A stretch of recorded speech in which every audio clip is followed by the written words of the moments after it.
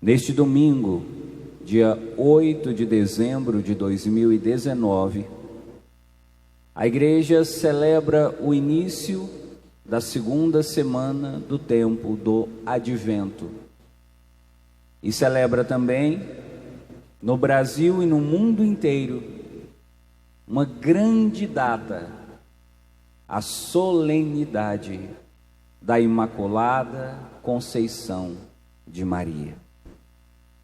Hoje é um dia tão especial que nem merece o nome de festa. Hoje é solenidade. E o que nós estamos celebrando aqui é um dos principais atributos de Maria, a sua santidade e a sua pureza. Por toda a importância dessa data e pelo que ela significa para cada um de nós, possamos nesse momento prestar a nossa homenagem à Nossa Senhora, dando a ela uma calorosa salva de palmas.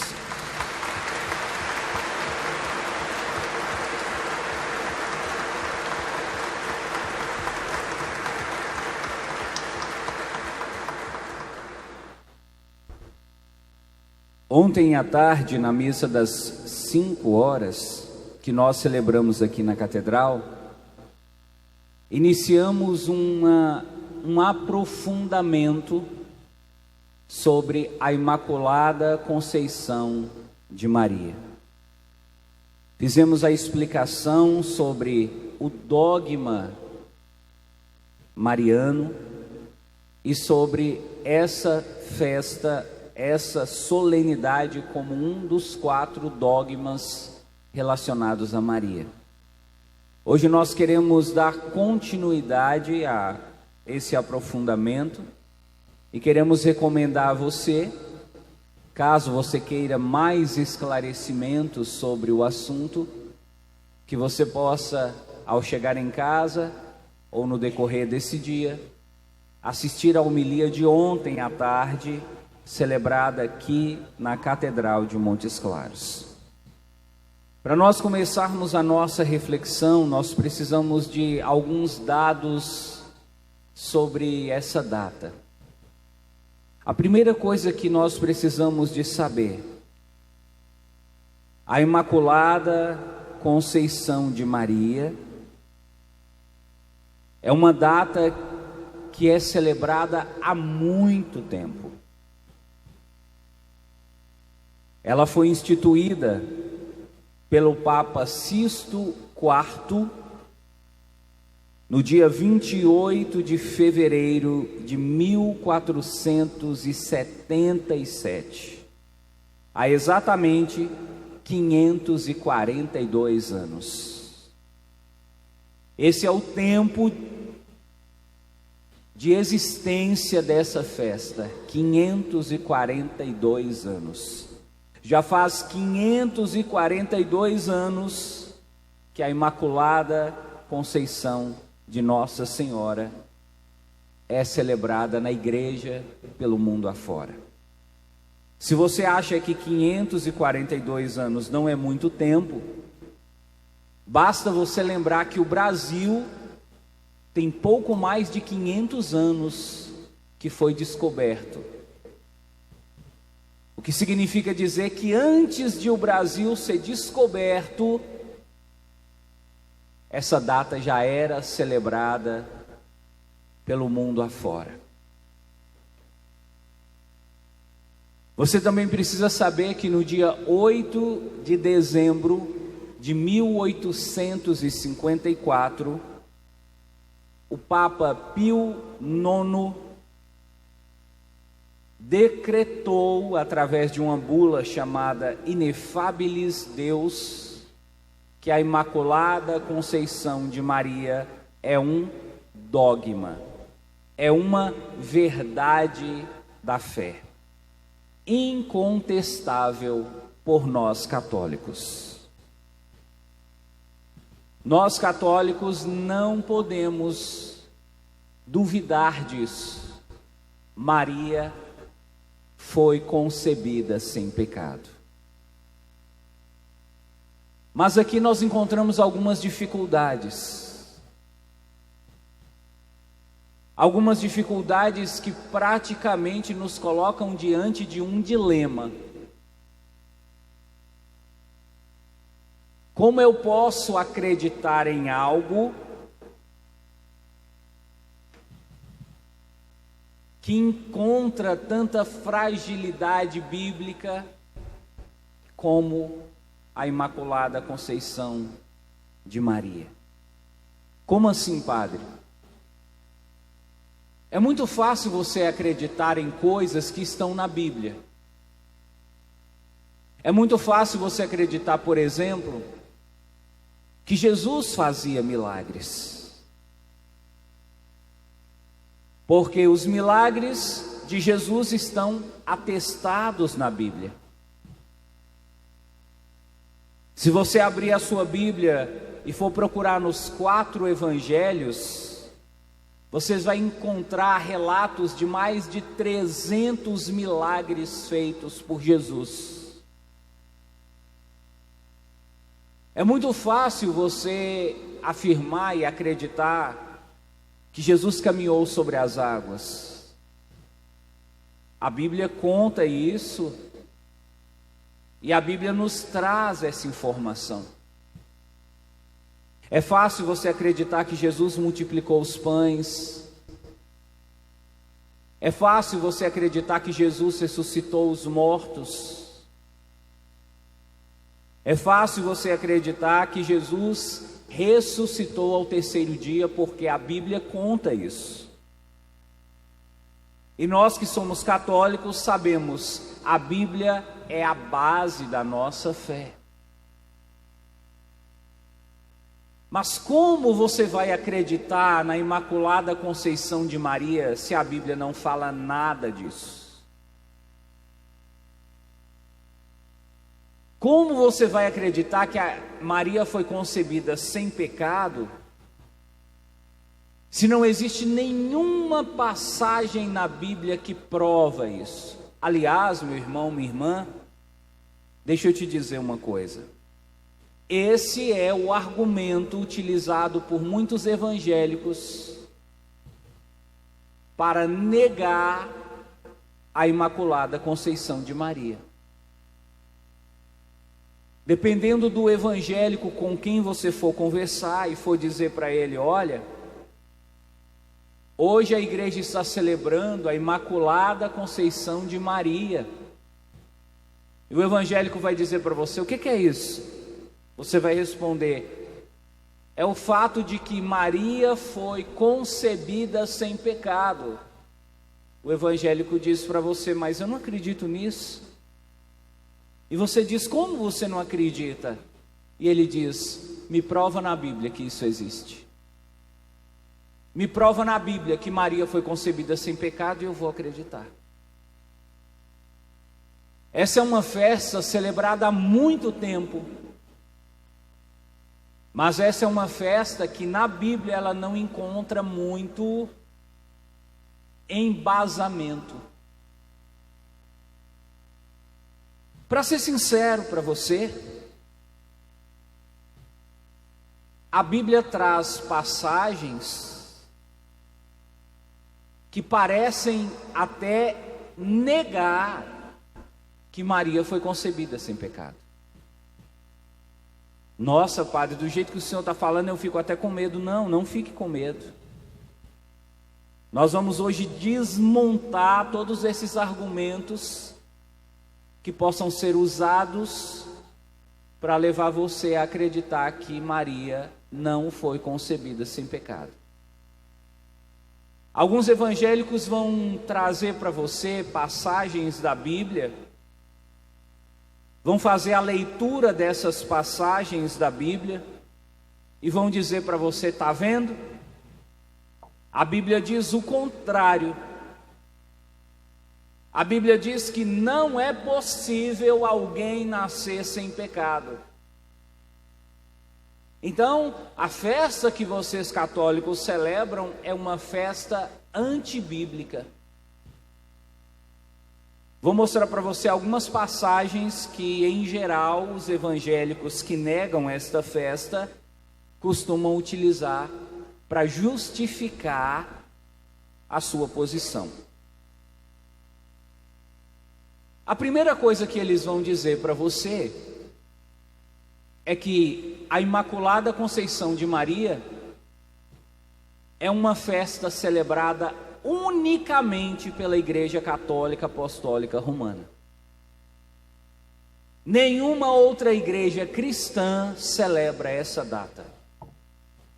Eles vão dizer para você: olha, a Igreja Ortodoxa não celebra, os protestantes não celebram,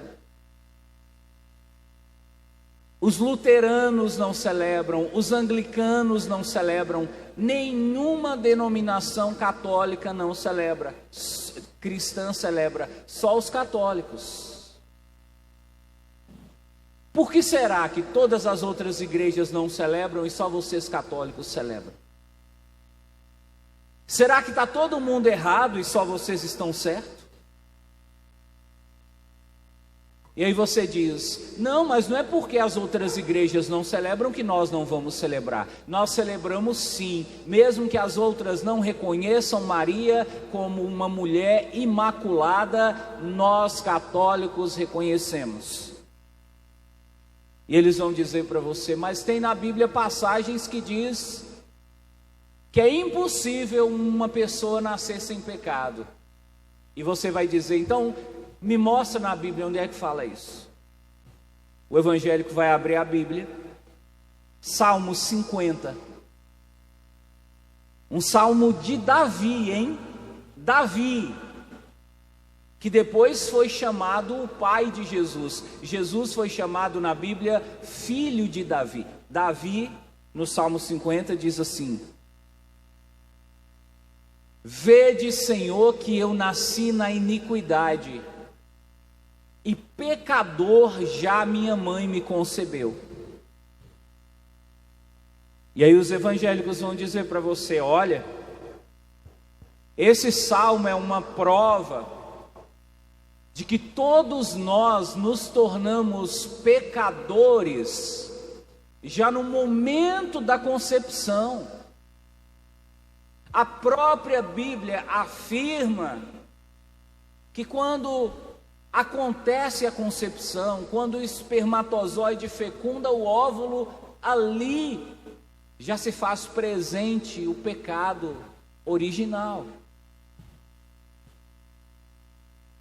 E você diz: ah, mas me mostra outra passagem na Bíblia então que prova isso.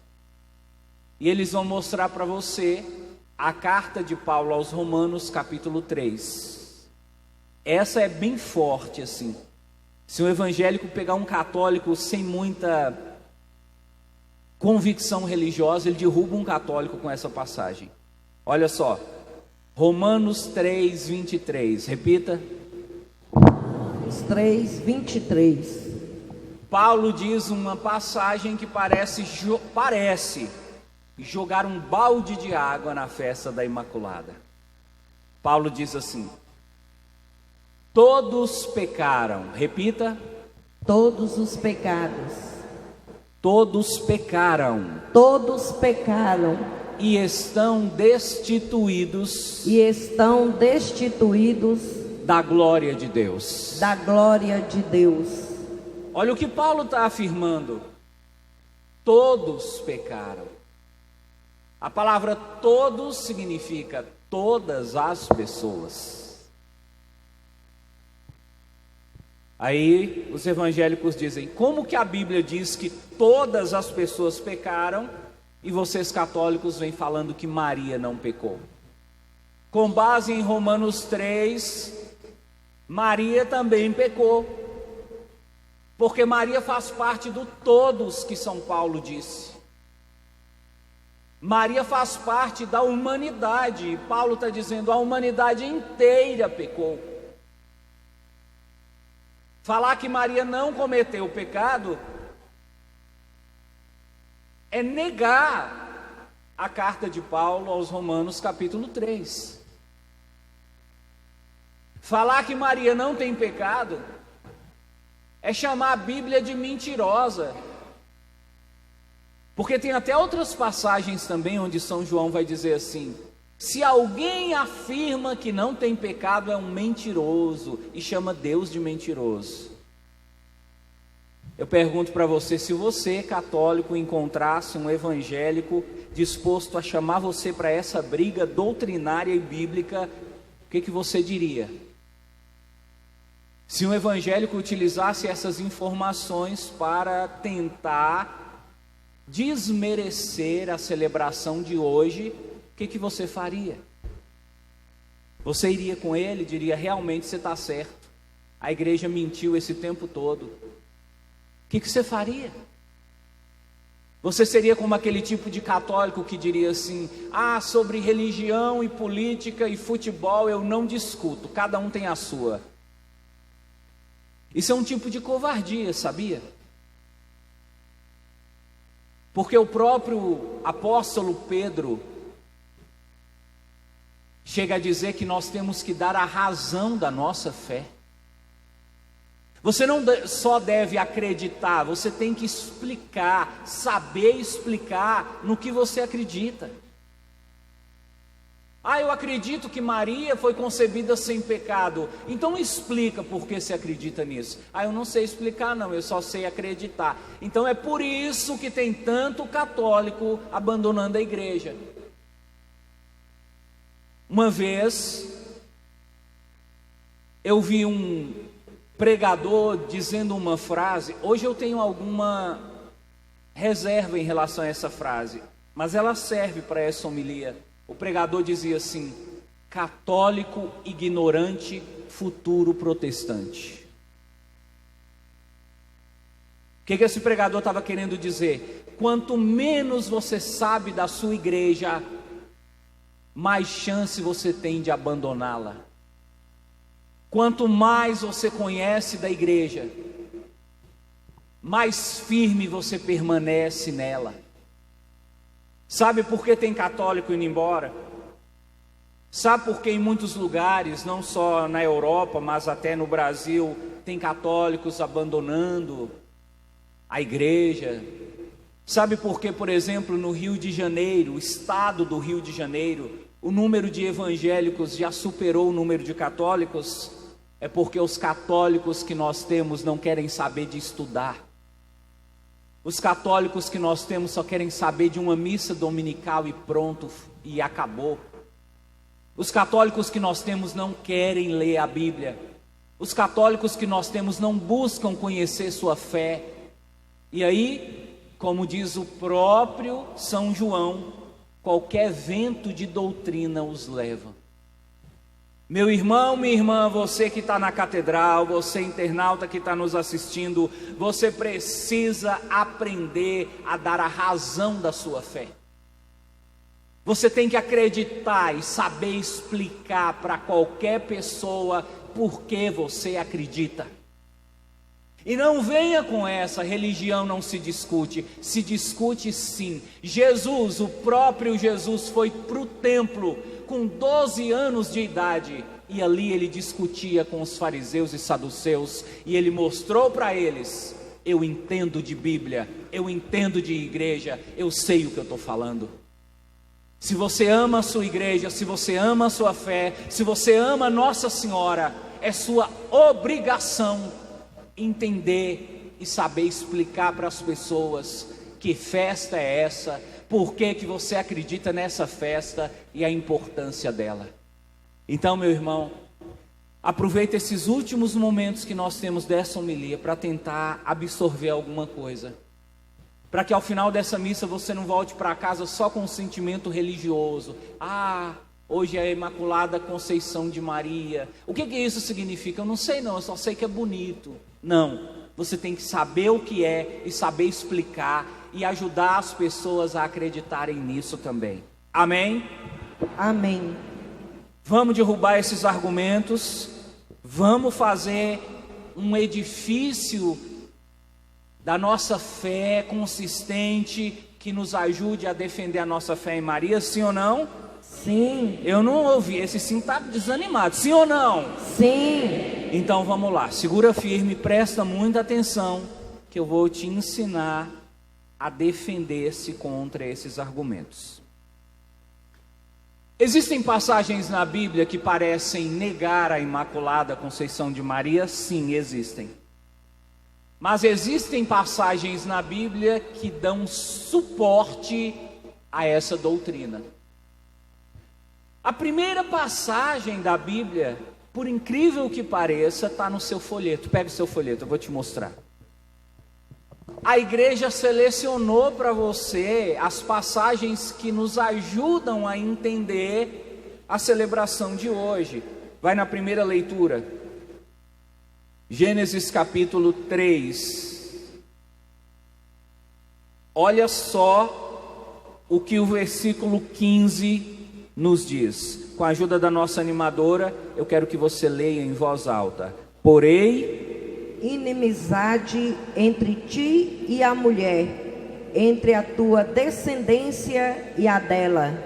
Esta te ferirá a cabeça e tu lhe ferirás o calcanhar. Que passagem é essa? É a passagem em que Deus está conversando com Adão e Eva e a serpente. Adão e Eva tinham comido o fruto. Deus perguntou para Adão: por que você comeu, Adão? Adão jogou a culpa em Eva. Por que você comeu, Eva? Eva jogou a culpa na serpente. E Deus falou: então tá. A partir de agora, eu colocarei inimizade entre a mulher e a serpente. Entre a descendência da mulher e a descendência da serpente.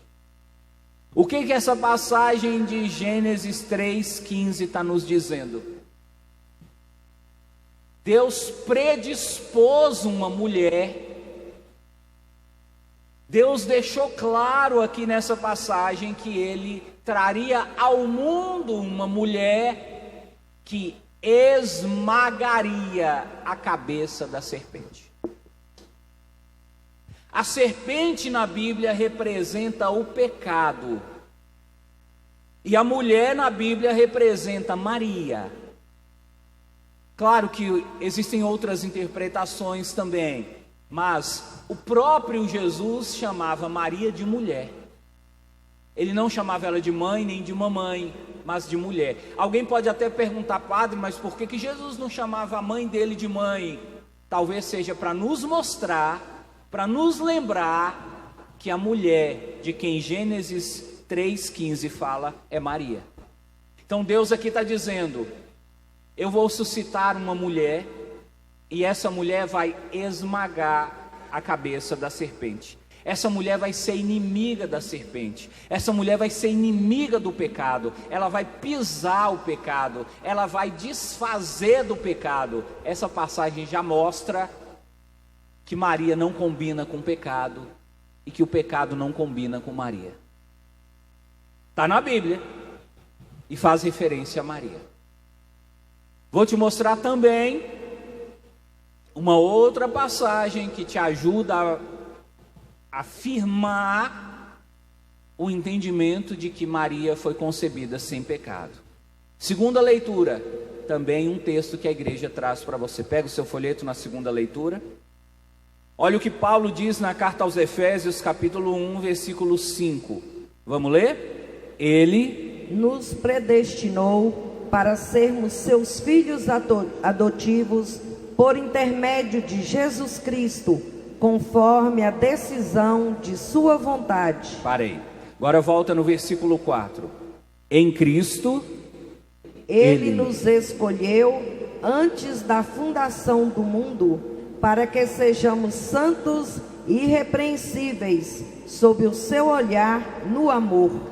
O que Paulo está dizendo aqui na carta aos Efésios, capítulo 1? Faz parte do projeto de Deus que nós sejamos santos e sem mancha. Deus, quando pensou o ser humano, Deus quis e imaginou alguém que não tivesse mancha de pecado. Como os homens todos pecaram, Deus pensou: eu vou ter que renovar a criação, eu vou ter que renovar a humanidade, para que a humanidade volte a ser santa e sem mancha. Para renovar a humanidade, eu vou mandar o meu filho. O meu filho vai ter que nascer santo e sem mancha. Mas como o meu filho vai nascer santo e sem mancha, se a mãe dele for uma pecadora? Se a mãe dele for uma pecadora, vai passar pecado para ele, o pecado original. Então, se eu desejo que o meu filho seja santo e sem mancha, então eu tenho que fazer com que a mãe dele também seja santa e sem mancha. Então foi por isso, e é com base nesse texto que a igreja afirma, por isso que Maria é santa, é imaculada, foi concebida sem pecado. Não porque ela é melhor do que os outros, mas pela missão que ela teve de trazer Jesus ao mundo. Quem está conseguindo compreender, diga amém. Amém. Vamos supor que você estivesse numa conversa com os evangélicos e os evangélicos dissessem: você citou aí Gênesis 3, essa passagem ela é confusa, depois você citou aí carta de Paulo aos Efésios, também não fala de Maria assim, eu queria que você me mostrasse uma passagem que fala mesmo o nome de Maria. Vou te ensinar uma passagem, pega de novo seu folheto, vai no Evangelho. O Evangelho tem a melhor passagem que nos ajuda a entender a Imaculada Conceição de Maria. Diz que Maria estava na casa dela, cuidando dos seus afazeres. De repente chegou um anjo na casa dela. Qual o nome do anjo? Gabriel. Olha só, versículo 28. O anjo entrou onde ela estava e disse, leia: alegra-te, cheia de graça, o Senhor está contigo. O que o anjo disse para Maria? Cheia de graça. O anjo afirmou que Maria possuía a graça de Deus. E o que é graça de Deus? É a condição de estar sem pecado, é a condição de estar puro, é a condição de estar limpo. O anjo não só disse assim: Maria, você está limpa, você é pura. O anjo disse: Maria, você está cheia de graça, cheia de pureza. E o que é uma coisa ou uma pessoa cheia? É uma pessoa que está completa. Quando o anjo afirmou isso, o anjo atestou: em Maria não existe pecado nenhum. Nem o pecado original existe nela, porque se houvesse, ela não estaria cheia. Ela só está cheia porque não há pecado em Maria. Então veja, o próprio arcanjo Gabriel, quando apareceu para Maria, provou que nela não há pecado, só há graça, só há bênção, só há pureza, só há luz. Dá uma salva de palmas para ela, que ela merece. Ela é digna.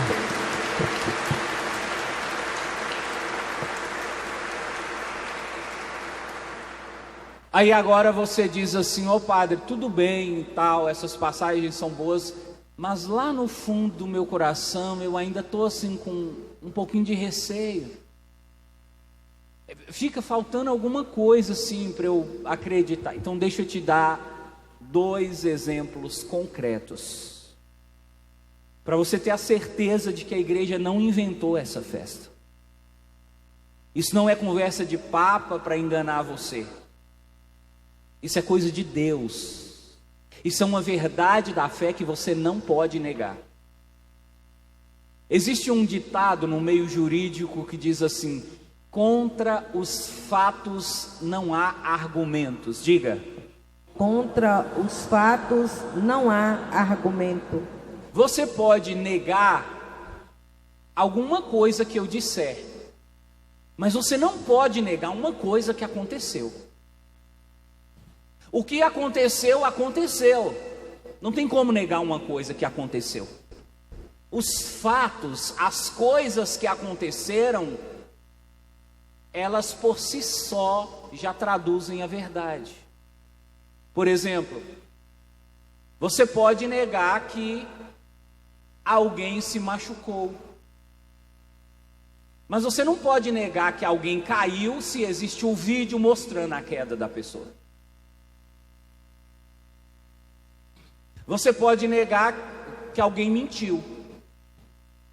Mas você não pode negar que alguém falou se existe um vídeo, existe um áudio onde tem a voz da pessoa falando. Isso é um fato. Os fatos não admitem contestação. Os fatos, eles existem e eles são prova por si mesmos. Eu quero dar para você 2 fatos que vão comprovar que Maria foi concebida sem pecado. No ano de 1858,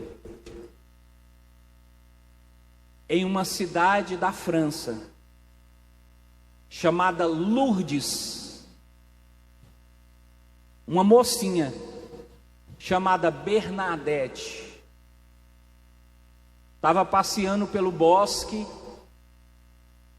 e de repente uma mulher apareceu para essa mocinha.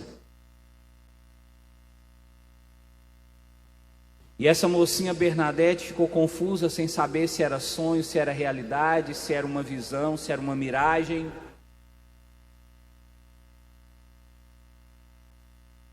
E essa mulher cumprimentou Bernadette.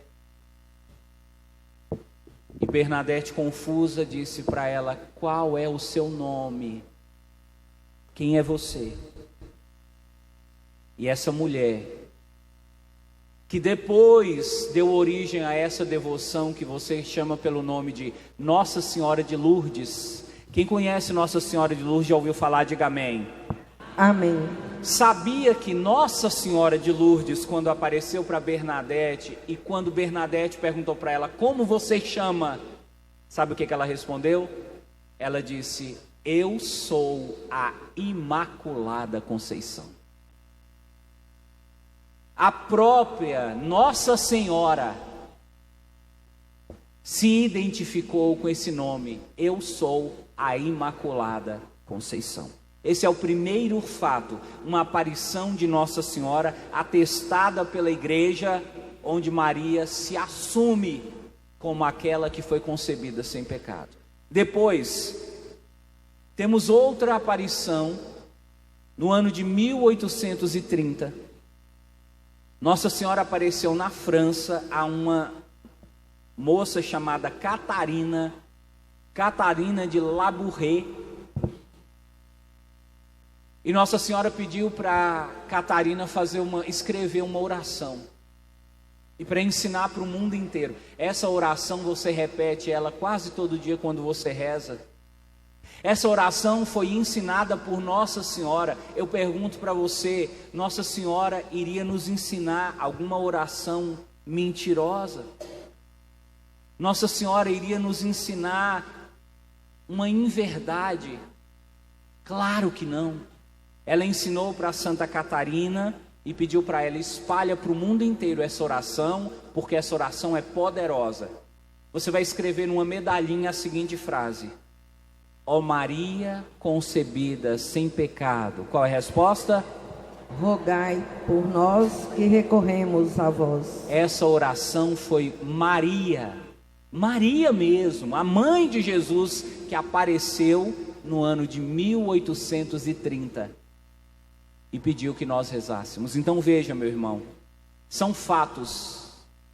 Aparições de Nossa Senhora são fatos, não são narrativas, são fatos, e contra esses fatos não há argumentos. Talvez os evangélicos com quem você conversar, eles vão continuar sem acreditar. Talvez as pessoas não queiram ceder a essa verdade da fé, mas uma coisa tem que ficar muito clara para você que é católico, para você que ama a sua igreja, para você que ama Nossa Senhora. Ela não é só a mãe de Jesus, ela não só é a mulher que trouxe Jesus ao mundo. Depois de Jesus, ela é a pessoa mais especial que já passou por essa terra.